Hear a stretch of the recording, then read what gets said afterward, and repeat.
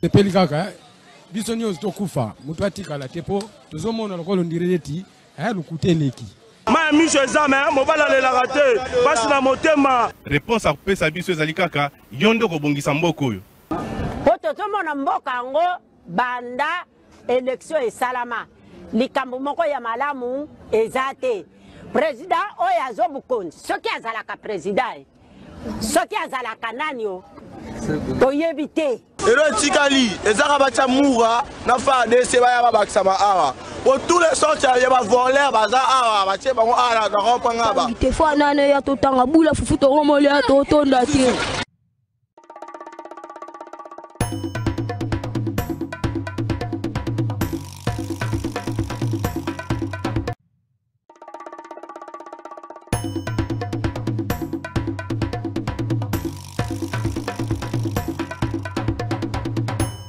Tepeli kaka biso nyonso tokufa mutu atikala tepo tozomona. Merci beaucoup mbote na bino nyonso esika bozali mbote na ba congolais ya motema molamu mbote na ba congolais ya motema mabe topesi bandeko nyonso bazwami na boloko na ngongo yo mbote Patrick Lokala na ngambo ya Gombe topesi makasi pe mbote Mike Mokeba Inkoso topesi makasi pe mbote Jean-Marc Kabunda akabunda oyo bandeko partenaire lelo baza ko sala marche natina ko senga ba libération ya ba prisonnier politique oyo bango bakanisi bazotanga Mike Mokeba Daniel Safu Seth Kikuni ba tena ba journaliste ba senga te l'état atika ko bimisa bango ba zongela mosala bango oyo basala kana ndenge et Sengeli, dialogue ou changement et la constitution.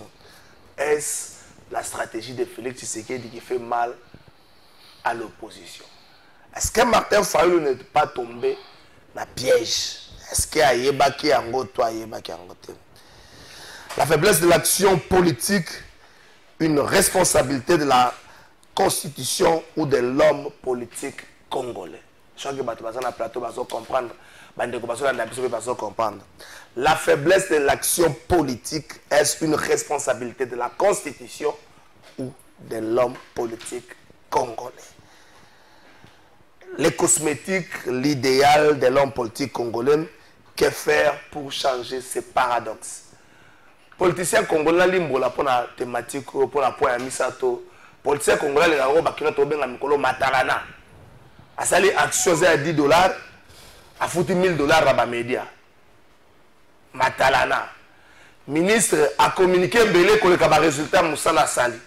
Politicien congolais Lingaka Bongo. Ndeko Kotier Soupapo, Ndeko Merlin Vouvou, Ndeko Nanga Joël. Est-ce que tu as changé le lingue wanate ou politicien congolais à se comporter? Ce qui tu as changé, tu as changé le lingue kani. Politicien congolais a sali mouké à lobby et belé. A sali mouké à lobby et belé. Procès à Charles Onana na régime ya Ndeko Kagame lobby zalaki na deuxième journée na yango awana Kinshasa bandeko ya ba mouvement citoyen et autres bakutana ki bongo na place des évoluer et si quoi puis ba tombola ki mongongo na bango mais crainte ezali que Kagame gagne beaucoup dans la démarche d'ailleurs on doit faire terre batu nyonso batombola ka mongongo contre elle. Est-ce que ça le cas pour na Charles Onana to pese makasi to senga na nzamba kimbango abatela e to lenga mboka oyo ko le kanyoso to soutenir cette jeune dame de 21 ans Alexandra oyo asili kokufa na ngambo ya Canada sangwane pesi pasi na makongolais sangwane pesi pasi na bakambi ya mboka. Nous espérons bien que communication moko officielle ko sale manangambo ya gouvernement na moni ba artiste bakoti likambo yango mpe batomboli mongongo. Merci na baartiste oyo namoni batomboli mongongo na ntina ya likambo wana. Bainvite natangeli bino bakombo na bango yambo na présente bino bango. Tokende na ngambo ya régie totala bongo ministre ya finance mwana mboka Doudou Fwamba Likundeli Botai ou asili koyebisa na opinion que na mois ya septembre gouvernement a enregistré mois misolo koleka oyo esengela ki donc un solde positif. Tokende na ngambo régie. Cette réunion avait un cachet particulier parce qu'il s'agissait de préparer la participation de la délégation congolaise aux assemblées annuelles 2024 du groupe de la Banque mondiale et du Fonds monétaire international. À l'instar des autres pays membres du FMI et de la Banque mondiale, la RDC va participer à ces assises qui vont démarrer le 21 octobre prochain à Washington. La délégation congolaise sera justement conduite par leurs excellences. Le questionnaire qui a été envoyé par le FMI, on a passé en revue ces questionnaires pour préparer les réponses idoines et qui feront l'objet d'une harmonisation mardi prochain. Et à côté de cette question de la préparation des assemblées, effectivement, on est revenu sur la conjoncture qui est le point de vue traditionnel de la Troïka. On a constaté effectivement que la stabilité demeure, tant au niveau de l'inflation que du marché d'échange, et que bon, il s'est posé la question de savoir si on devrait, n'est-ce pas, réviser les instruments de politique monétaire. Est-ce qu'on devrait revoir à la baisse les taux directeurs pour essayer de réduire l'écart entre les taux d'inflation et les taux directeurs. Et donc, après les échanges, eh bien, les différentes parties se sont accordées pour qu'on observe encore un peu, parce que la stabilité, elle est très jeune, hein, nous sommes juste au 3e mois, et qu'à ce stade, il faut d'abord observer comment cette stabilité va se comporter jusqu'à la fin de l'année, avant d'envisager la révision des instruments de politique monétaire. Alors, on a également passé en revue la situation des finances publiques et là-dessus, on a constaté que le mois de septembre a été clôturé avec un solde positif. Ça veut dire que les recettes ont été plus fortes que les dépenses. Et à côté de ça, on a examiné la situation de la paye. Là-dessus, vous savez, il y a eu plusieurs négociations entre le gouvernement et les banques syndicaux. Ça fait que l'enveloppe de la paye a été augmentée. Alors, c'est là, les autorités de la troïka politique se sont attachées à regarder la soutenabilité budgétaire de la paye. Parce que vous savez, d'après les normes internationalement admises, l'enveloppe salariale ne doit pas dépasser 35% des recettes totales. Et là, avec les augmentations qu'il y a eu, alors les autorités, la troïka politique en particulier, doivent veiller à ce qu'on n'aille pas au-delà pour ne pas retomber dans une situation où vous avez l'enveloppe salariale qui va absorber 50%, si pas plus, de la moitié des recettes, et donc il ne restera pas grand-chose à l'investissement. Alors que l'économie, la croissance doit être soutenue par les investissements, et l'investissement public constitue une part importante de l'ensemble de l'investissement. Et ensuite, on a également passé en revue quelques pressions importantes en ce qui concerne l'appui budgétaire attendu de la Banque mondiale.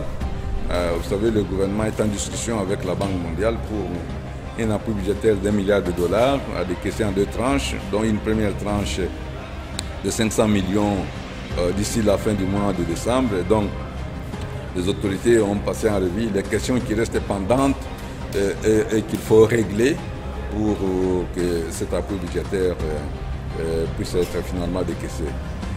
Et donc, rendez-vous a été pris pour le mardi prochain afin de pouvoir harmoniser sur toutes les questions qui sont restées pendantes dans la perspective de la participation de la délégation congolaise de l'Assemblée annuelle de l'association de Bretton Woods.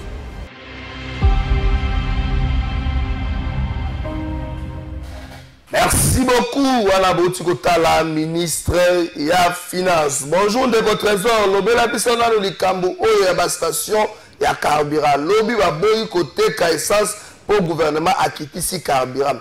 Lobby va komi côté ka carburant na station Mola ba ya kangiringiri na prix ya kala. Oyo gouvernement akitisa ki soki oboyi ba lobby o carburant ezate même lelo ba komi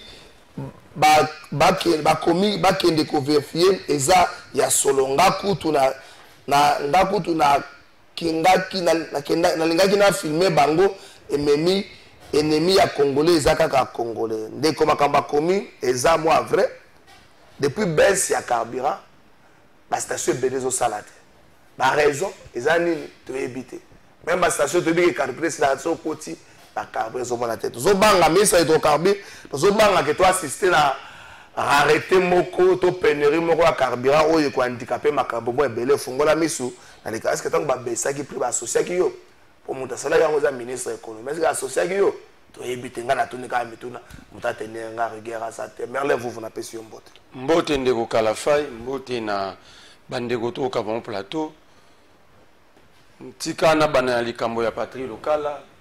Nous voulons la justice, surtout pour la famille naïve. On ne peut pas aller prendre un citoyen et le torturer, filmer, sans mandat de perquisition.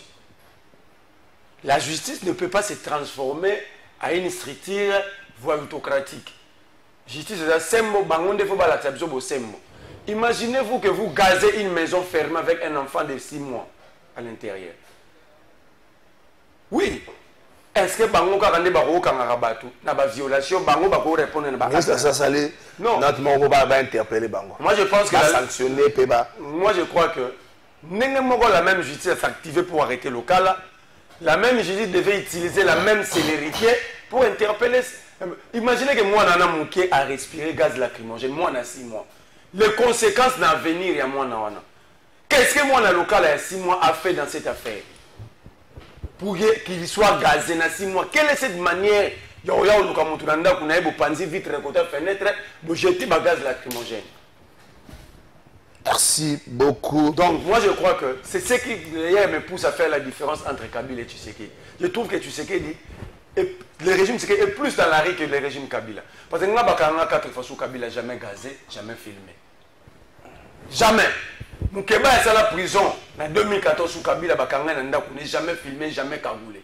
Mais sous Félix Tshisekedi, Batamboussanga de 6h à 18h, Moukeba est Batamboussai de 18h à 23h, cagoulé, au Atikala on vit monter sous Kabila.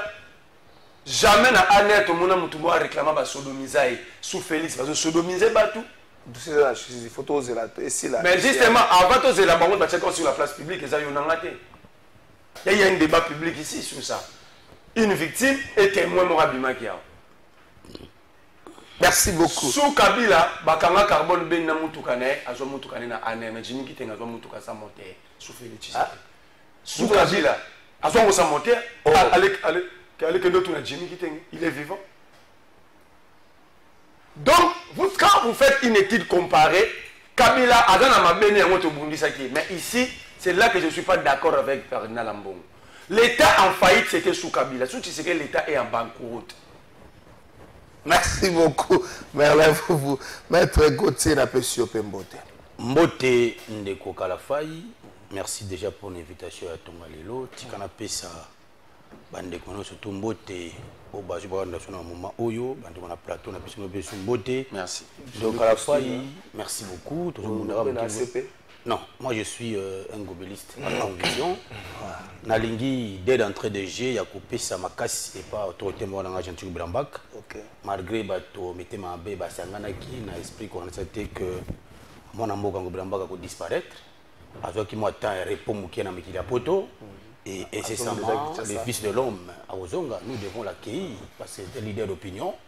Oyo to préparer comment les Quinois, les volontaires, parce que hier nous étions aussi dans notre siège parce que c'est seulement devait aussi inaugurer.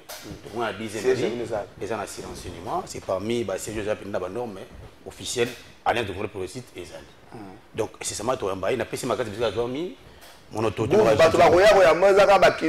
les Quinois et tout le monde et bien là qui va me regretter que non Ngobilamba ka on a un petit mot azaka mona kwata na zando. Il faut, il faut se rendre compte que les lots, tout ça fier.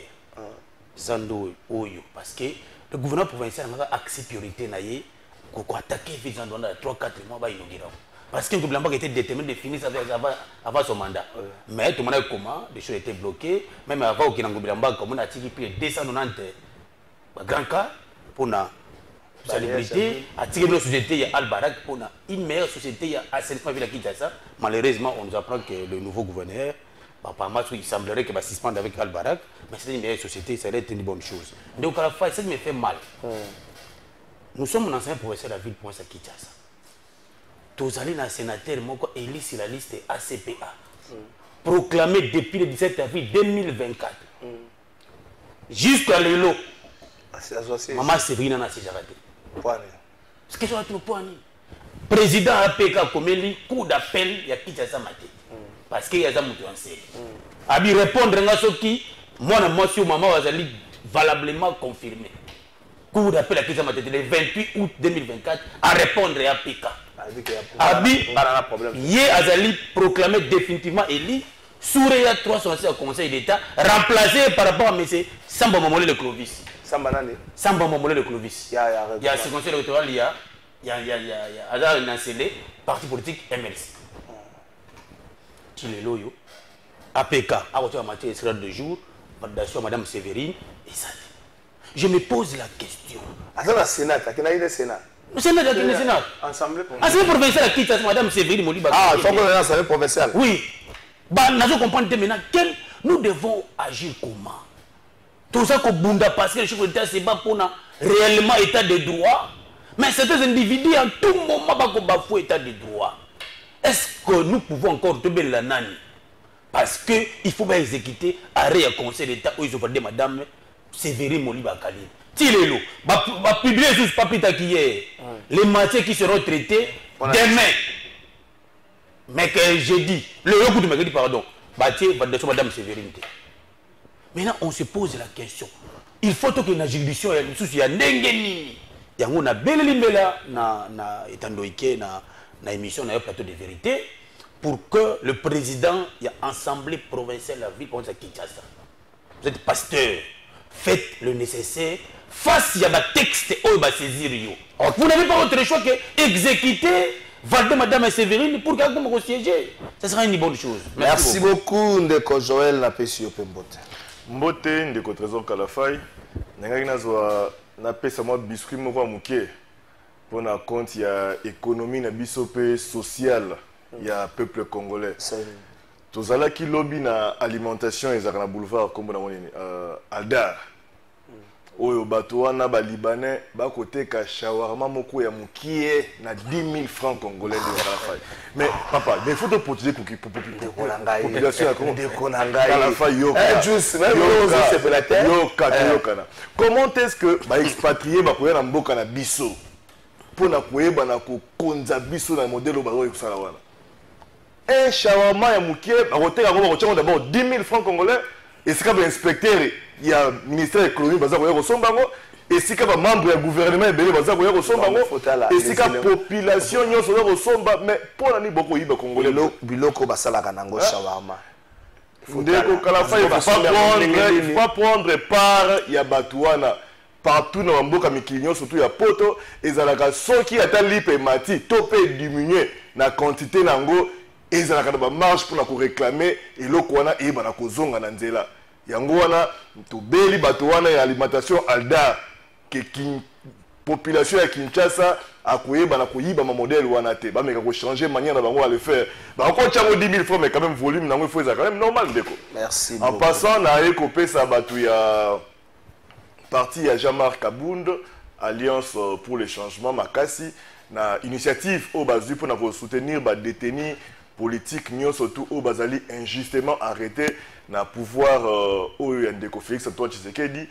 Les gens qui personnellement ont participé à la marche en haut, mais invitation, il y a émission Oyo, et ça dit que tous la nabinoté, mais tous de cœur, na bande cognon sur l'Alliance pour le changement, combat nabino et koye bana kozala, juste noble pe toyebi que tu rolonga et longo na combat au tourali na yango. Merci. Oyebi jibe piano. Oyebi jibe piano. Artiste amboka na biso. Alors, bah, attention, ça va. Cholestérol, ça va. Glycémie, c'est bon. Tension, ça va. Tension, ça va. Glycémie, ça va. Cholestérol, ça va. Katumbi se porte mieux parce que Azali, bienfaiteur, Yamboka Oyo, et non Oyo Bazali ko penser l'Ikolo na Katumbi, c'est un homme droit, un homme, un digne fils du Congo, ou Azali ko sala pour la bolamu ya population na Yemobimba. Merci beaucoup. Voilà. Bill Gates aussi était un bienfaiteur du monde, mais Maître Gims nous a présenté une autre image pour tout Congolais aujourd'hui. Bill Gates a vu ça sur le loi. Congolais aussi mbissé mundu grandi mango souté. Mais contrairement à l'image Oyo, Maître Gims a vu la Gims. Merci beaucoup. Contrairement à Ndeko Katumbi. Bonjour Ndeko Trésor, ti le loyo bato yangobia basala kaka ba pe mata lokola mova. Ah, Ndeko, vous êtes professeur Harry Mova na kata makambo. Merci beaucoup, bande de tout ça la nini. Tout inversé peu ordre. Tout ça la nini pour les politiciens congolais batika cosmétique. Batika matala ndenge to lo bango na lingala. Merlin vous Ndeko Gauthier, Ndeko Joël, tout ça la nini. Politiciens congolais malheureusement aden nango vandi penza. Même ata na population et comme même ata na ba pasteur. Soit ba pasteur bango za ba bande loko ana. Okota na kati église pasteur bokuti ache ba beki likolo ya admire.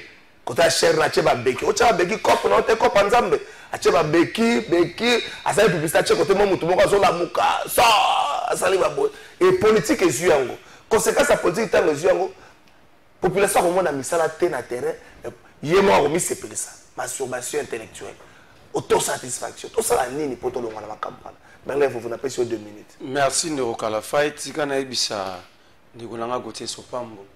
Vous nous donnez aujourd'hui raison. Tant aux autres, qu'il n'y a pas état de droit. Exactement.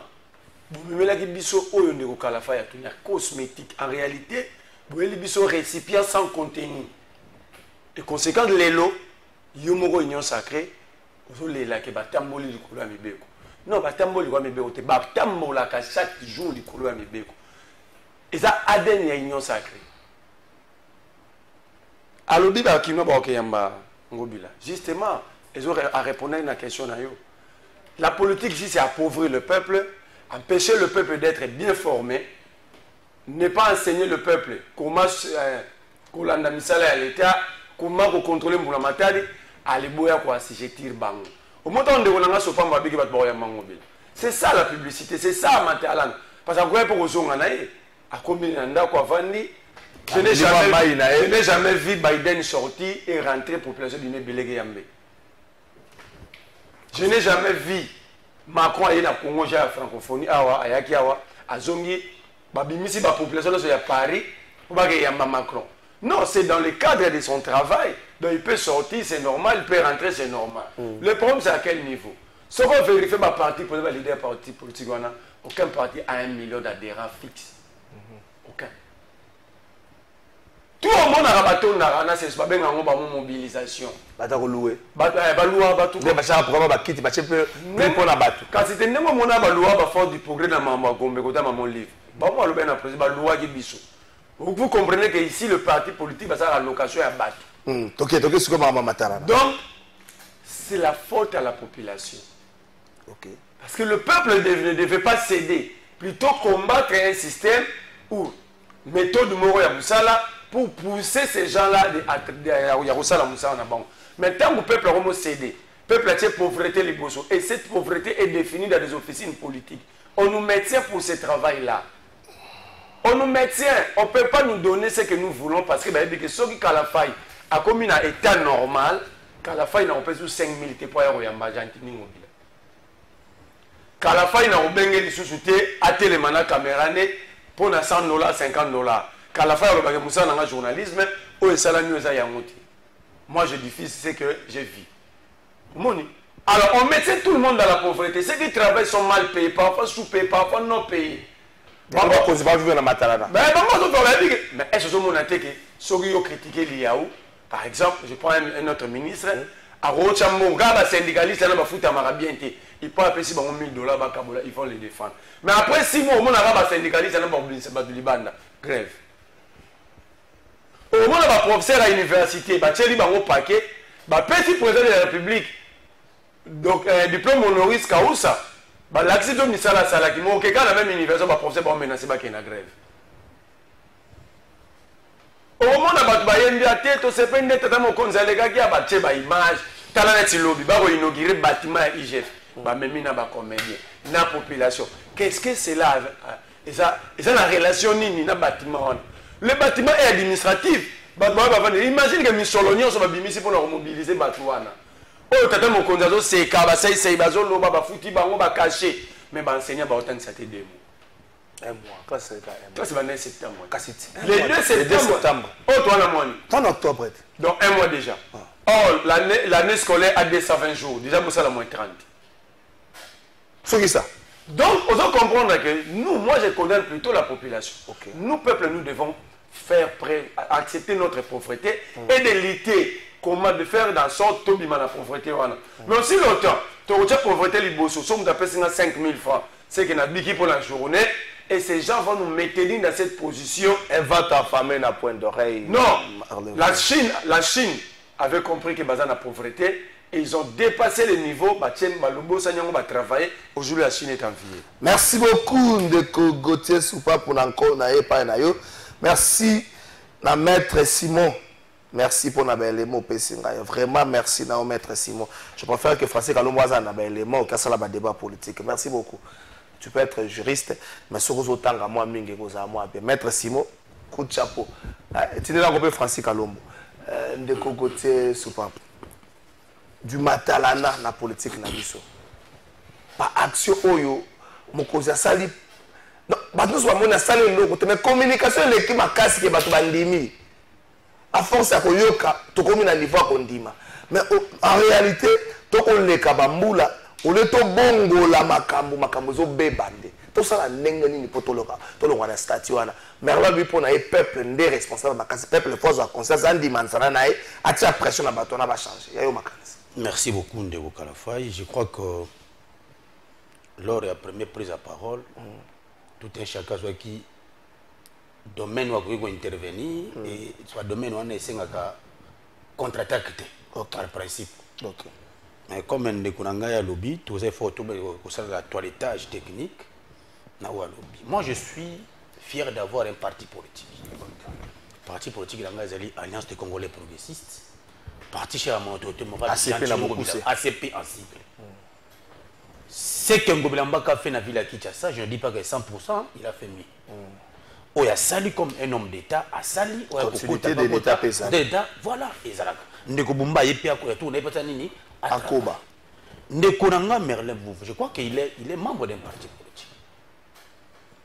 Leader nae s'il vient à Zozonga Kinshasa peut-être ceux qui pas qu'il va puis éviter.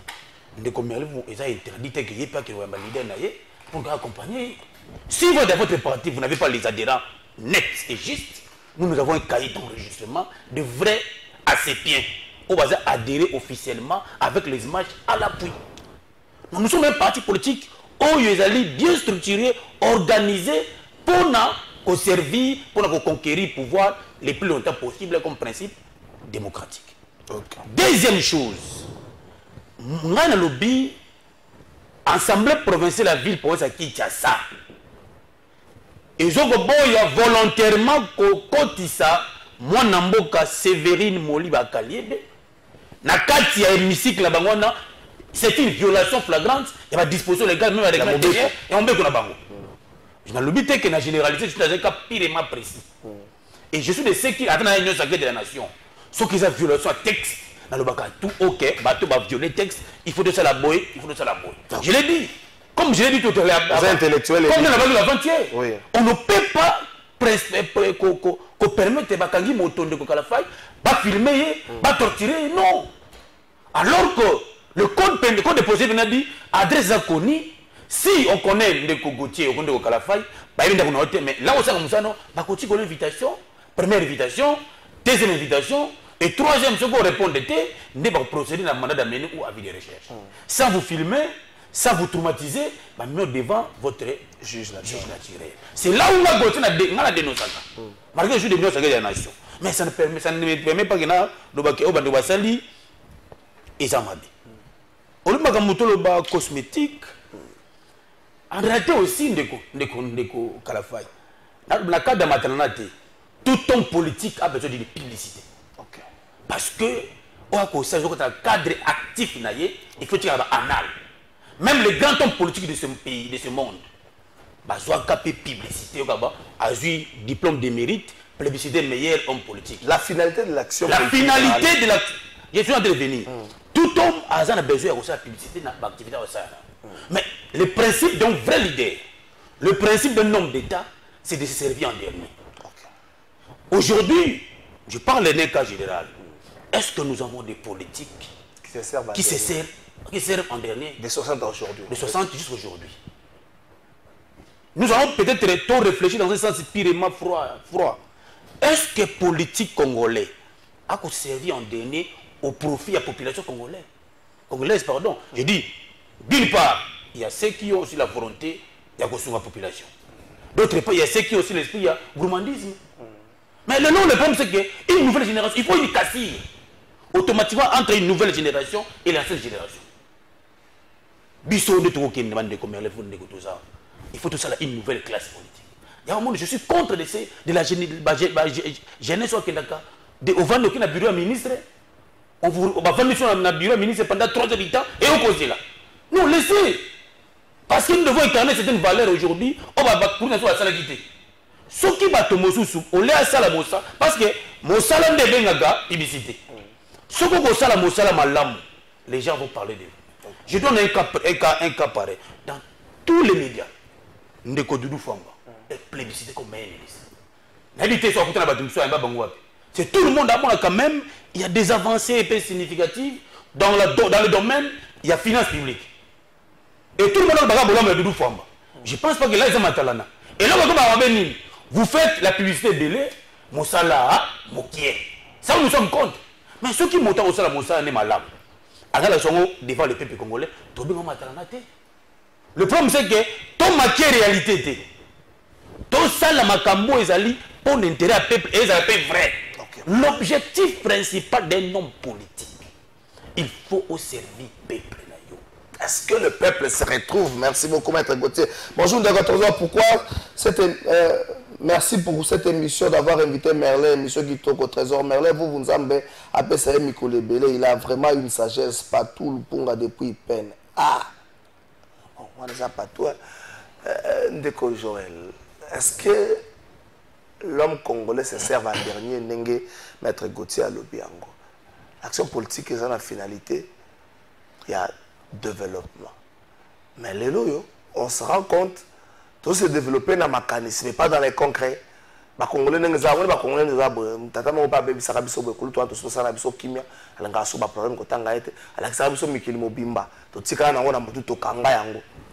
Et que si mon to kanga metewi na ba venir ba capitale mususu ebi avenir ne ebi avenir makanza ebi avenir ba capitale mususu mais biso mususu to mi sepe sana makanisa muninga zana avenir biso yo et que ça quoi Champs-Élysées mais dans les concrets ils ont bonté et l'homme politique c'est plaît dans cette situation et puis ils ont profité dans que faire pour te longa na prison là Ndeko Kalafay d'abord et loko il faut ezwama na prise de conscience ya population mobimba. Population yende il faut ayeba na ko déterminer mokondi nini oya ko en place na nani oya ko en place parce que cosmétique et tondi mingi na kati ya milieu politique na biso ya Congo. Réalisation ezali vraiment mukie mais jalelo esprit wana et lata peuple oyo akoma ko kumisa na population. Okomona un ministre, un mandataire, oya yibi mosolo ya l'État et akoya na karaté na veille na eton ba regroupement na parti politique na bango batu ba ko betela maboko batu ba ko kumisa ye batu ba ko benga ye grand prêtre ya ngonde ezoko affaiblir beaucoup plus population na niveau wana parce que lelo oyo boye soki population a eu détermination ya koyeba na koboya pe ko récuser ba kondi wana ya mabe oyo bazali ko faire affamer ye pour na profit na bango personnel makambo ekosila tobi de lile c'est ABC biso ndeko bi lokata ba église ba koma kosala makiona donc pour na kobimisa kaka elembo moko boyeke eloko ezali kosalama par contre eloko ezali kosalema te dans un pays où tu as un budget ezali 16 millions bazo yebisa biso 18 et mati 18 cette fois c'est comme 16 ou 18 et 2025 bazo ba 18 18 hein oh j'ai là oh bazo ba 18 bato c'est ba député ba le gouvernement déjà déposé mais nakati ya mboka ya modèle wana est-ce que ozomona que des millions de dollars ezokozala volatiser omona lelo ba détourner 400 millions ozomona lelo ba détourner 500 millions ozomona bato bakotisi projet donc homme politique congolais azui maele ya mabe neto monaki na 100 jours akotisi projet abimisi yango en bonne et due forme tous les projets oyo ekotabo ezala chilengelo ezala 100 jours ezala 0 trou ezala nyonso ekoti bobimisi pour bebi ke na projet oyo toyei kokotisa yango wana ezali moyen pour biso ya kobenda misolo etikali Ndeo Kabila, je pense que Ndeo Kabila a eu sa bisobi à Koka pour changer l'homme politique congolais. D'abord, il faut un changement de mentalité. Tout Congolais au Azali Koya, que tant on a eu Kende Kuna, chance le repamba, les bottes dans le bzute, naïba comme Bongisanga Imoko. Pote, mosala ya l'État, mosala batindi ngai, mosala ko sunga ba Congolais nyonso a chango de côté, mais tant okoma kuna, omoni mutu a se taper ba millions, a se taper ba immeuble, mais abandi ko appauvrir population wana. Lelo oyobwe, Belgique ezali ko côté na Congo oyobwe 80 fois. Mais zoa loko la budget, les sérieux oyo bazo ko sana ba administration nyonso ya ngaka Belgique. To zoa pe comparativement na oyo ezali ka mboka na biso. Ozomona que c'est le jour et la nuit. Donc, conscience, il faut y avoir Congolais. Conscience, d'abord, il y a Kopona, Bapona Miyamala. Donc, comment, à ce que c'est un autre fois que dans la campagne électorale, tu as les sous que ça, la campagne, na biso, na population, qui sa population, qui ngaï, na kebo voter ngaï, parce que, moutakomi d'abord se préparer, tant que c'est la campagne électorale, Azalambongo, à corrompre bureau ya Seni, Baja ya Seni, pourtant qu'il y a aucun de la campagne pour que à convaincre la population bah peut ça y est donc aux hommes la mentalité à Congolais d'abord il y a un moment ils ont déjà pourri et l'autre il faut tout ça la psycho ils allaient auto prise en charge il y a population elle va besoin conscience auto prise en charge na face à bakambulo la boya conscience pour ça religion et le quoi la pouvoir réseau qui n'a pas faillite OK pour bien les pouvoir en côté tozana droit wana constitution pesi biso droit wana ya koyeba na kobengana mais pourquoi tosima minduki te tango yo pesi bokonzi wana monike bokonzi ngo ezali ko marcher ndenge yo lingite il y a des voix où on se manifester nango il y a des marches au côté le na pesi exemple lo wa baseki ngai mingi bino ko rigolo mais ezali exemple moko oyo eza ko nyoko la bato okomona pas iwapi un libanais akoya amati si prix eloko ataba lobi ke babiloko na biso ezali ko mata économie ezali malamu te mais azali ko yiba au vie et aussi il y a ba population na ba congolais population naïve pe to tandami milongo wana mutaka indika ko somba donc na minute wana ba yebisa ke lobi ezaki 7000 francs aye lobi ko ko 10000 francs abaki 3000 francs abaki ko 7000 francs zaki nango asombi pe loko wana donc biso mo ko futé ba ko changement oyo toyeba na koboya ba attitude mosusu ndeko yeba na kopesa biso force pour na koyeba na kotelemela onyoso congolais azali kosala lelo oyo boye ils ont 32 ans ya maréchal Mobutu mais ils ont 32 ans na yewanda c'est ba réalisation nyonso te Mobutu de 65 à 70 et quelques a sali ba réalisation ebele wana ezalaki d'abord mutaki na volonté la soif de servir son peuple mais après maréchal ndenge mo rolbaki après moi c'est le déluge tant que ça c'est allusion à pouvoir attiser de côté siko mais après maréchal et le connu aux allez comme ils allaient se réaliser nani atiki elembo à part Mobutu tinde to komi siko elembo o etikala lokola RTNC lokola palais du peuple lokola inga lokola mutu ala la volonté à servir le lobo mono romona mutu okende asali bâtiment moko boye immeuble osali en face il y a palais de justice wana centre financier et silité et bah quand tu vas qu'on soit les luxe là tu veste cravate d'ailleurs à qui qu'on inaugurer le combat modèle wana matalano toi ikoloba Mais vous trompez à qui? Ozoko Sanani. Ok, on inaugurait et l'autre mot F vous allez inachevé, mais quand on a la qui s'abatte, n'a qu'au salaire pendant que au salaire rien. Et derrière, un peu budget et l'autre, voilà, vous détournez bon et belé, on est même peu construction et l'autre, voilà. Merci beaucoup. Donc, il faut que se prendre en charge pour que bengana beaucoup de modèles. Ce qui te dit que bengana bango, n'engue va ça payer malgré bonne population et politique congolais à quoi il y a quoi il travailler plutôt que se servir. Peuple Kozola na biso ma casse lobela biso na noa. Lobela biso na noa net mikolo ba lobi na commune ya Selembao na Makala police ezo kanga bikangela même 12 heures au vagabondage 12 heures au kanga mtu vagabondage na ko na so ebate so na la police va réquiter mikolo ba quoi faire police otamula la tondeze ngamoko na moni na teni oyaza na munduki azana tondeze donc police ezo kanga makasi peuple yo moko pesoa conscience soko zi conscience tétalio bonjour président de vérité maître Gauthier oyebi ke botiki Kinshasa mabe lokola Kabila tikela fachi RDC mais faut tité bozala ka misu makasi bosala nini la ville oyo ko remercier yango ndeko RTM depuis Mongafula ndeko RTM tika fixation na maître Gauthier bonjour ndeko Kalafa butu ata eumeli tongo ekota na population azomela metangu akosanza eza rappel ezalaka rappelez-vous na 2018 ezalaka ndenge nini mbote na Merlin vous voulez lokala basaliye mukwata yepe amibate la po mboka oyo eza mame et pas Kabila ezalaki outrage lelo et comme propagation de faux bruit papa na Lemi P. Elvis. Ah, papa na Lemi, Tolingina no boete. Bonjour, il est temps que les peuples se prennent en charge. Trop, c'est trop. Ah, mais nous déjà, bonjour, mon émission. J'aime les analyses de M. Merlin. Je l'encourage d'aller toujours de l'avant de Patrick Cholet. Il y a un combo déjà posé problème. Ah, Patrick Cholet, c'est un combo posé problème. Merlin, vous ne pas dans le Bandaki. Babi, faiblesse et action politique, il y a Bakambi à Congo. On a dit que Joël Abi Mobutu de 65 types à 70, ça l'a dit bien, mais après, Alemba qui soit aussi, la recette les cils. Mais tout c'est qu'à l'élo. Maître Cotis, je crois qu'il y a contredire. La faiblesse de l'action politique, de l'action gouvernementale, ça a résidé dans l'homme, tout ça faiblesse, il y a Mobeko, il y a Mbokanabis. À nous, Mobeko, tout ça na arsenal juridique moko makasi koleka mikile mais pourquoi toko bongo anate ati to bongo la mboka. Merci Ndeko Kalafai ngana ebisa Ndeko nanga Sopambo vous avez raison. Première prise de parole biscuit bako raté. Moi je t'avais appuyé en réalité pour te démontrer que ça veut dire mon mamwele dans l'Assemblée provinciale pour na honorable wana. C'est trop grave.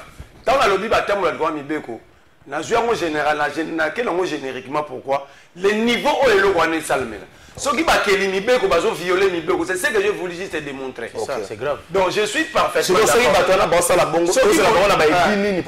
qui moto a la Mibeko pour nous respecter. Alors, j'ai voulu te montrer simplement la gravité à Eloko. Merci beaucoup. C'est ça, donc on appuyer. Et puis,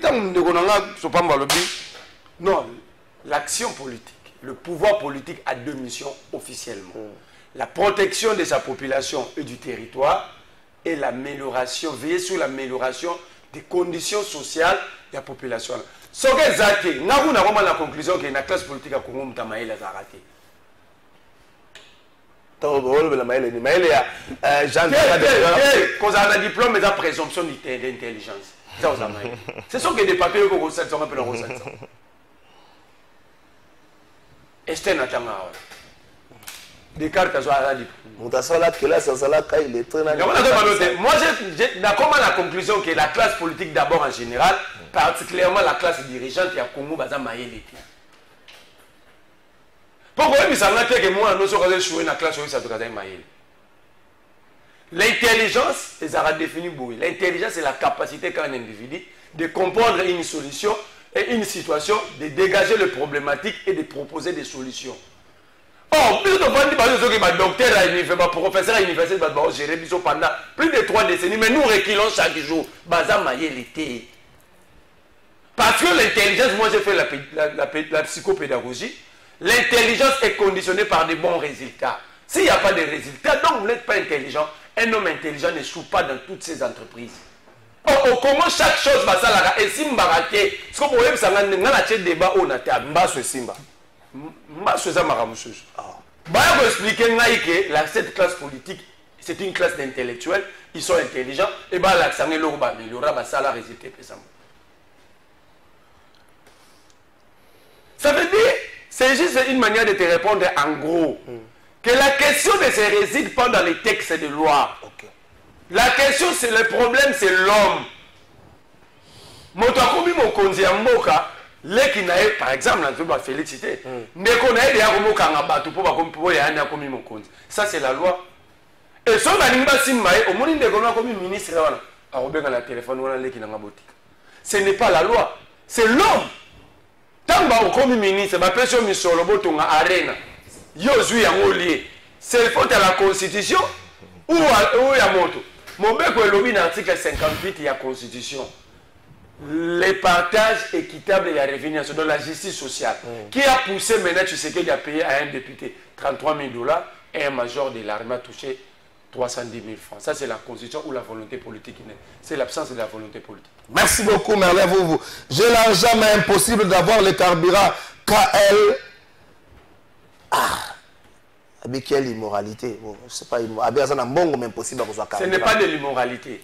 Pardon, attends une seconde. Ce sont des décisions populistes au Bazoir. Au moins, le Congo est un expert, c'est ça. Si on regarde tout un expert et aviation civile, le fait que le président aille dans la société il à 100% charge, ou il vivra dans la subvention à l'État, le président décide de réduire à 40% le coût des billets, à ça perd. Merci beaucoup, Maître Gauthier Soupap. Mon problème est ça. Na mobeko tout problème ezali na moto bata mobeko bakelimbo wala bakalarsenal juridique na Congo ezali on veut faire le secteur de l'arsenal juridique mais tozo bongo nga na combien de niveau nazo ka parce que Congo n'est même pas Rwanda il faut tomber bango c'est-à-dire mon peuple Congo est comme moi solo que mon peuple Rwanda gombe ça solo mususu ko mutako ndi matin en plein centre ville et comme ça ça dit signe à Bosoto. Mais na Kigali, en plein Kigali, solo est cause à la télé. Le problème c'est les alliés moto, le problème c'est les mobeko. Est-ce que mobeko doit empêcher son insikawan? Merci beaucoup, Ndeko Kalafay. Je vais répondre à deux volets. Hein, okay. Parce qu'il y a un problème aussi d'homme, il y a un problème aussi de texte. Okay. Vous vous rendez compte que le lot, carburant et Kiti. Mais comment il passe? Voilà là où je dis, carburant et Kiti. Les autorités du pays se battent corps à mes esprits pour que rencontrer quand même souci tant soit payé à peuple congolais en matière de carburant, carburant et Kiti. Mais tout le monde, le problème c'est que les gens qui vendent le carburant vont bloquer la distribution de carburant. Mais là, ça pose aussi un problème. Il y a... Ça fait grand moto. Bakonzi, j'ai dit, Bakonzi. Les autorités, l'homme, les autorités là de Kiti carburant, qu'est-ce qu'il faut faire sur le terrain? Suivi. Les loyaux, vous arrivez quand même Kiti, mais contrôle et transport sur le terrain, le prix reste intact, augmentation de transport sur le terrain.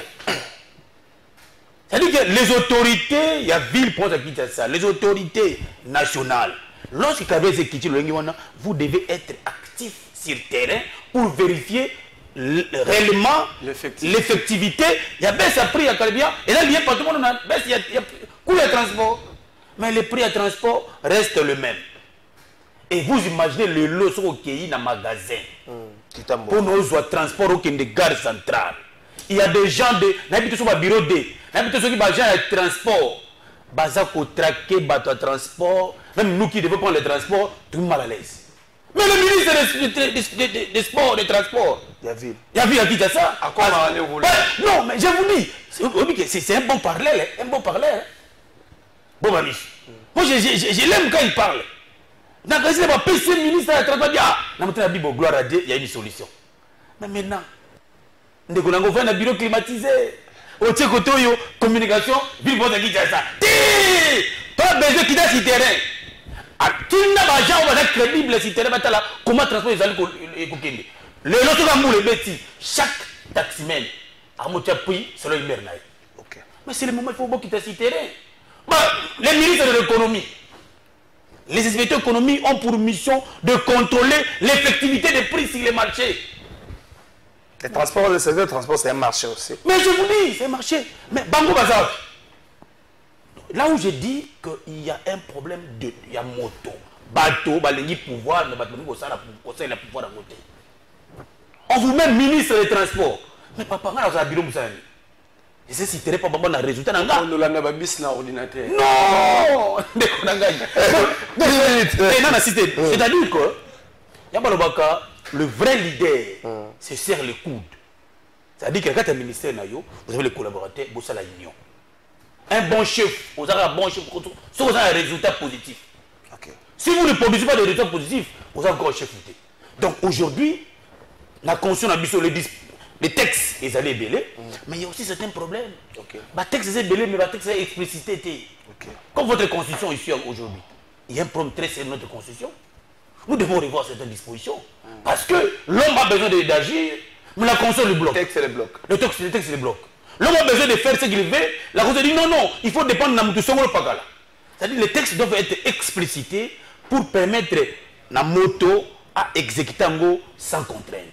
Mais aussi, du côté l'homme doit avoir la volonté de servir son peuple. Merci beaucoup. Bonjour, Ndeko Kalafay. On doit renforcer les critères dans le recrutement des agents des services de sécurité pour eux toujours vivre une inspection judiciaire lors des arrestations. C'est une honte pour notre pays. Ndeko Jambemba, les politologues. Merci beaucoup, Ndeko Jambemba, les politologues. Bonjour, peut-être de vérité. Oui, problème, il y a un policier. Oyo bazo kanga bato na moi awa ezaya solongai nazali na Kimbangu 3. Bakangi déjà mwana na ngai 2 fois. Bazali ba policier ya gémi mal formé, impoli, ba voleur, ba komisi bana na biso comme 207 ou ba moto soki bakangi bana ba keina échangeur ba pesi bana téléphone bobenga ba parents soki ba parents ba et para okei kuna amende 100 000 francs sans motif valable ceux qui otuni mwana asali ni réponse ya bango za papa tokobeta yo masasi ah asasi ba sombela kabino na population ba pesa adresse ba biba kena na bango na échangeur général Blaise Kilimali ba ozongi kena na échangeur bonjour Ndeko Kalafay Merle vous va a raison de dire que les policiers RDC baza maël était pour nangai mieux vaut ba belge bazonga ko diriger biso tous à la très bien côté koleka ndenge ba tozana ba père de mère ingénieur Andedi Jankani depuis commune à Lingwala bana Lingwala bana bande ko Merlent. Bonjour Ndeko journaliste Désiré Kabila asali nini potos Toto Samibeko. Ah, Ndeko Désiré Kabila Soso. Bon, Trésor invité na biso oyo alati bubu azo comprendre que l'état azo tika ba wenze salité po to kendete kosomba na ba alimentation oyo bango moko bazo financer ba actionnaire ebele ya ba libanais na ba indien et ça ba politique bazo ça la blanchiment d'argent. Waouh. C'est la vérité, il a raison. Waouh. Bonjour Ndeko Kalafay, facile un moyen d'aider en nous donnant l'article de la Constitution qui interdit d'avoir beaucoup de cheveux ou Lingala est un article et Pekisa Souki. Ah, voilà ma ramone noire. Bonjour, de vérité. Les engagent jusqu'à l'automne depuis quelque part. Policier, Bazo Kangaba jeune, Pamba, Nabibo, Bazo Banda à partir de 19h, vraiment. Beaucoup de Makambo. À comparer mon Boutuna Fachi de 32 ans, Fachi a sali 6 ans. Oui, Ndeko, Ndeko, Joël. Mobeko, Tomutu. Bandeko, sur balobi, Mobeko. Bon, pour Ndeko côté, Mobeko, peut-être moi, responsabilité. Moto passe dans la responsabilité. Pour la Merlin, moto n'est problème. Mobeko est un problème. C'est pour yo. Moto, à kokila Mobeko, on est allé be moto. Problème, ils ont résidé mingi na moto. Ndeko Kalafay.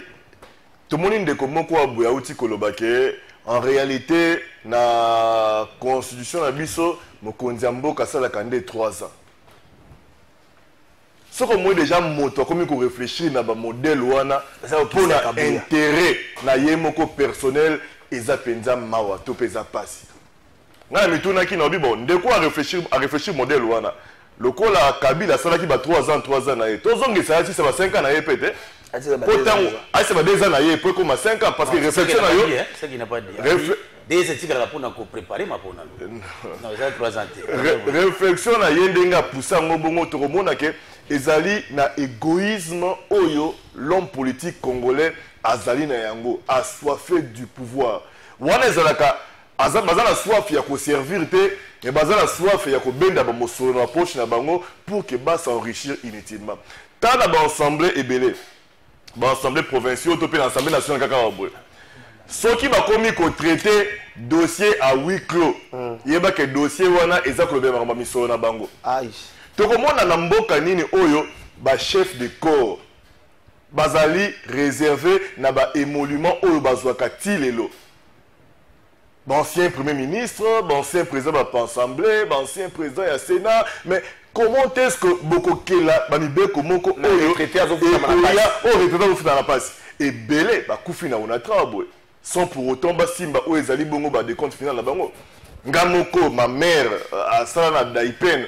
azela decompte final na ye bandeko misu bakokufa ye aza komona mais tinde mpe yauta ye kokufa dernièrement azwa decompte final te ya daipen parce que l'état aza kodevoir bateau mais politique au bazali na kati ya gestion baza ko se servir bango moko pour leurs propres intérêts pour ngai ezali mobe côté ezali moto nde motu azali na base ya makambo so mona oyo okomona moto akoyebisa yo nazuka exemple ya ndeko otangi secrétaire général ya UDPS akoya na makanisi ya ko changer constitution heureusement président de la République, lorsqu'il y a le président et rassemblement, ainsi a répondu à Jean-Augustin Kabouya pour la Kolobake, constitution n'a pas de problème pour la passe au le Congolais de Kobika. Motonde azali na problème parce que il faut que on changer en politique congolais.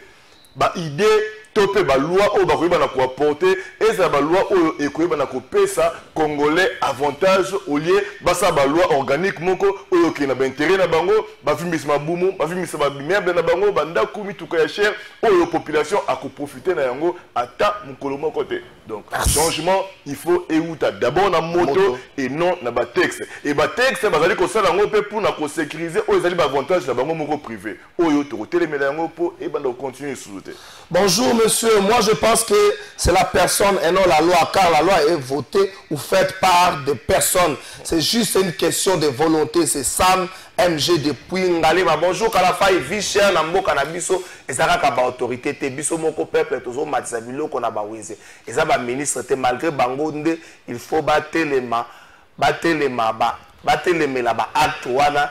Et ça vraiment important de que genre si qui a là avant d'appeler Sabino sous maloba moi une minute d'appeler Sabino maloba toi qu'il n'a pas mais ça va négocier personne n'entend autre aussi ça te toi qu'il n'a régi total là nangambo bandalungwa honorable Jared Panzu Azu Mosala ya koluka kobongo la paix environnement wana et puis quoi c'est environnement et ça mission mora passe mais moto nyonso atiango na mutuna boluka kate ba député ba kosala bino on aura Jared abandi mais yo moko côté na o ça tango sisi kolia obaki biloko na balabala wo ekende nango o député ko ya kosala honorable Jared merci na oyo bandi mais sensibilisation mingi faza na population pour bango moko basala.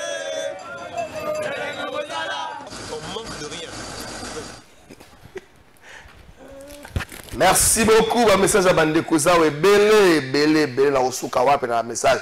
Bonjour Kalafa ici ko zando yango nani nde abandaki ko sala projet wana. Ezango bilate ou bien ngo bilazala ki neka ka superviseur na décider na projet wana. Wana tozalaka pe batu yebisa vuvu. Ah, ndekoma komaki matalana awa boyene na zoluka. Bonjour, matalana eza cop ya ba politique ya Congo. Jamais esila aden wana eza ya bakoko na biso soni mingi pona pays ya boye bato ebele bakoma na ba problème ya mutu surtout jeunesse na biso Gédéon Ngelo bato bakoma na problème mutu ba message bande kweza ebele na kotanga ngote natanga bakombo nango Chris Bifula merci pour la message na bonjour monsieur kitoko ba débat boye nde tolingi politique kaka te biso peuple tozana pe na responsabilité na avancement ya pays oyo ebele jamais ba jeune bazala mingi na kimatala na soki akena Hilton asombi eloko ya $7 akangi ba photo ya $75 eloko ya $7 abangisa bonjour trésor pona Doudou Fwamba zo sala musala kitoko bino nyonso bozomona mais bozo tout naie pourquoi azo kokate ko maîtriser dollar ou bien ko kitisa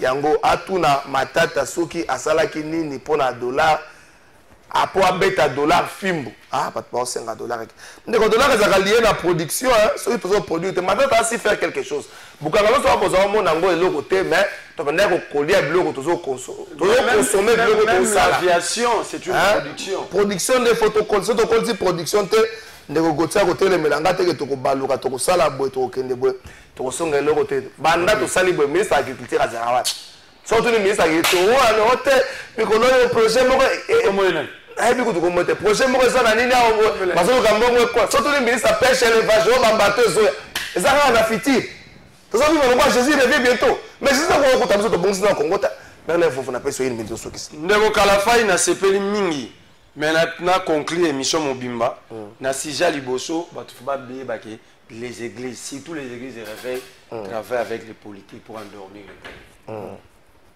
aussi longtemps kala l'état azisara surtout dans le régime le roi oizara na Congo atika la prolifération il loko za l'avantage né deux hommes l'état mutamba yaki a élu non ma église oui ne ba pekisa ya tika maman ça veut dire qu'il faut laisser les gens aller se faire endormir boyebi sarabatu ke nzamba ko sala soki moto ko mo kondiza volontaire nzamba ta ko sala mabe nzambe mo ko kata likambu na e binope c'est ça l'endormissement. Deuxième élément ndeko na ngaya lobi que Sopamba lobi que la constitution a des failles. Oui, c'est un œuvre humain. Mais est-ce que le pacte social va toucher à la volonté à groupe moko faut à la volonté populaire. Ce qui ça. Mais la cité à Roloba Boye. Ce qui tolingi Congo bonga. Ba décision ba konzi ba zwaka. Faut ba liara yango na bateau ba gérer secteur. Moi j'ai les informations pour si j'étais les pétroliers ou les sociétés productrices à pétrole n'ont pas été associés à la décision où c'est ça leur colère. Merci beaucoup. Nous avons des hommes intelligents plutôt que nous n'avons pas des hommes intelligents, plutôt nous avons des diplômés car l'intelligence est liée aux résultats positifs. Yves depuis Ngalema, Ndeko Gauthié, une minute sur ça. Non, Ndeko Nango Merlin, les pétroliers bako s'est fâché du fait qu'il va jouer une décision salvatrice pour le terrain peuple congolais. Salus, Populus, Suprême Alex. Le salut du peuple prime au-dessus de tout. Mais Ndeko va pétrolier. Non, s'il vous plaît, Nabi, le salut du peuple. Le salut du peuple. Leurs intérêts étaient négociés. Prime sur tout. Nous devons tous se focaliser pour valoriser le peuple. Enfin, le peuple va se retrouver. Deuxième chose, que les autorités qui ont réussi la décision de nommer Bango, autorité sur le terrain, en fait, travailler pour le terrain peuple. Vous avez été nommé ministre. Les lots, si nous voulons faire un bilan dans un calcul purement simple, parmi les 54 ministres qui nous pouvons citer que 3 ou 4 ministres. Merci aux autres ministres, vous avez montré cette limite. Il faut un remaniement d'urgence pour que les ministres compétents soient en fonction. Merci beaucoup. S'il vous plaît. Il y a changement de moto. Et non, il y a un texte. Tout le monde a l'image de l'exception. Il y a un député qui a suppléant à Mouyaya. Un député qui a censé au Kilamibeko. Il y a un lati qui a choisi. Azui Danki a accueilli Kosala Kublo ya Matalana pour que batwa monaye Azako Kosa Nani. Azako Zoba Nani. Il faut d'abord changement. Quel est d'abord son rôle? Il faut accueillir Mibeko. Asa ba edi pour le changement. Biamboka. Na mission de 100 pour autant qu'on paie sa soutien.